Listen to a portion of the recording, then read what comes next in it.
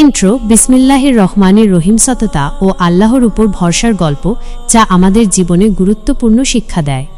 গল্প শুরু। এক গরিব কৃষক ছিল যে আল্লাহকে খুব ভালোবাসত এবং সৎ পথে চলার চেষ্টা করত, কিন্তু তার অবস্থা খুবই খারাপ ছিল। একদিন সে খেতে কাজ করার সময় একটি পুঁটলি পেল যার ভেতরে অনেক স্বর্ণমুদ্রা ছিল। সে ভাবল, এটা আমার সম্পদ নয়, যদি আমি এটা নেই তবে আমি চুরি করব, যা আল্লাহ পছন্দ করেন না।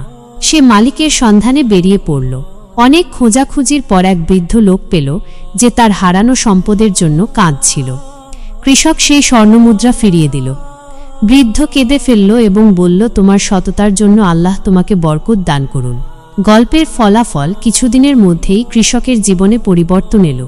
তার ফসল দ্বিগুণ ফলতে লাগল, দারিদ্র্য থেকে মুক্তি পেল। গল্প থেকে শিক্ষা। রাসূল সাল্লাল্লাহু আলাইহি ওয়াসাল্লাম বলেছেন, যে ব্যক্তি আল্লাহর সন্তুষ্টির জন্য হারাম বস্তু পরিত্যাগ করে, আল্লাহ তাকে তার চেয়েও উত্তম জিনিস দান করেন। তিরমিজি। বন্ধুরা, সততা ও আল্লাহর ভরসার ফল কেমন হয় তা আজকের গল্প থেকে শিখলাম। আপনারা কেমন লাগলো জানান কমেন্টে। ভিডিও ভালো লাগলে লাইক, শেয়ার ও চ্যানেল সাবস্ক্রাইব করুন। আসসালামু আলাইকুম ওয়া রাহমাতুল্লাহ।